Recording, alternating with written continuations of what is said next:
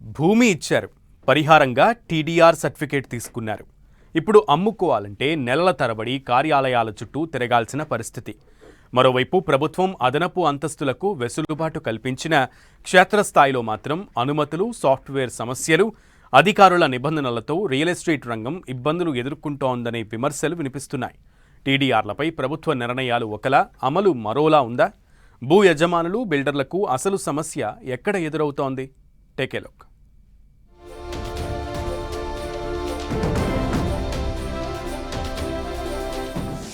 TDR sale డీడ్లకు break, నెలల తరబడి పెండింగ్లో రిజిస్ట్రేషన్లు.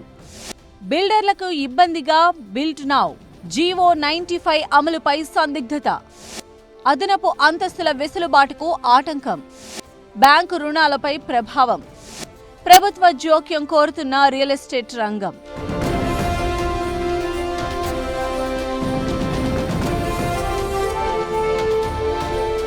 భూసేకరణలో నగదు పరిహారానికి బదులుగా ప్రభుత్వం ఇచ్చే టీడీఆర్ సర్టిఫికేట్లను ఎప్పుడైనా విక్రయించుకునే అవకాశం ఉంటుంది. కానీ గ్రేటర్ హైదరాబాద్, మల్కాజ్గిరి, సైబరాబాద్ కార్పొరేషన్ల పరిధిలో టీడీఆర్ సేల్ డీడ్లు నెలల తరబడి పెండింగ్లో ఉండడంతో భూ యజమానులు తీవ్ర ఇబ్బందులు ఎదుర్కొంటున్నారు. బిల్ట్ నౌ సాఫ్ట్వేర్లోని టెక్నికల్ ఇష్యూలు, అధికారుల విధానాల వల్ల జాప్యం జరుగుతోందని రియల్ ఎస్టేట్ వర్గాలు ఆరోపిస్తున్నాయి. కొంతమంది ఇప్పటివరకు కూడా ల్యాండ్ ట్రాన్సాక్షన్ చేసిన వాళ్ళకి ఆ సర్టిఫికేట్ జనరేట్ కాకుండా ఉండడం కానీ, తర్వాత మనం కూడా దాన్ని తీసుకున్న వాళ్ళు కూడా మళ్ళీ యూజ్ చేద్దామనే దగ్గర కూడా ఇంకా పెండింగ్ అనేది అవుతుందన్నమాట.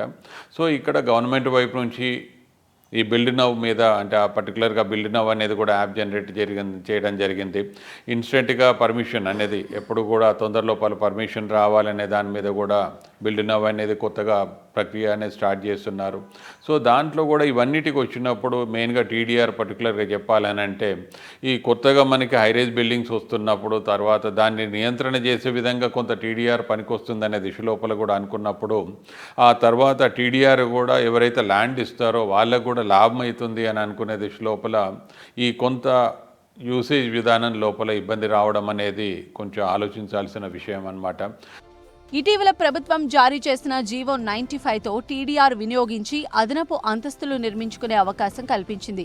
అయితే ఈ వెసులుబాటు పరిమిత విస్తీర్ణం ఉన్న స్థలాలకే వర్తిస్తుందని, ఎకరా, 2 ఎకరాల స్థలాల్లో మిడ్ రేంజ్ అపార్ట్మెంట్లు నిర్మించాలనుకునే వారికి ప్రయోజనం లేకుండా పోతుందని బిల్డర్లు చెబుతున్నారు. ఇప్పటికే అనుమతులు తీసుకుని నిర్మాణాలు ప్రారంభించని ప్రాజెక్టులకు కూడా సవరించిన ప్లాన్లకు అవకాశం ఇవ్వాలని కోరుతున్నారు.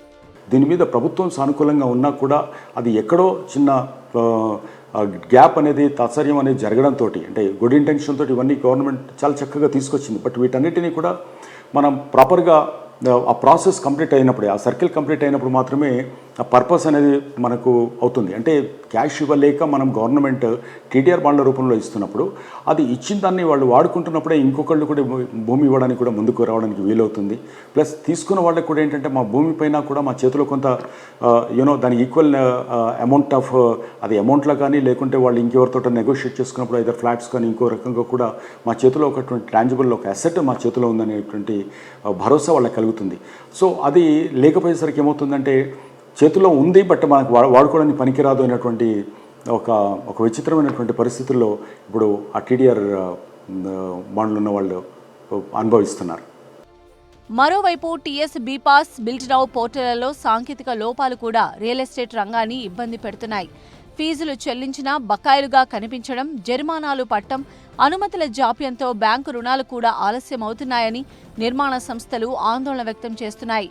టీడీఆర్ విధానంతో భూ యజమానులకు, రియల్ ఎస్టేట్ రంగానికి ఊతమివ్వాలన్న ప్రభుత్వ లక్ష్యం క్షేత్రస్థాయిలో అధికారుల అమలు, సాంకేతిక సమస్యలతో నెమ్మదిస్తున్నట్లు కనిపిస్తోంది.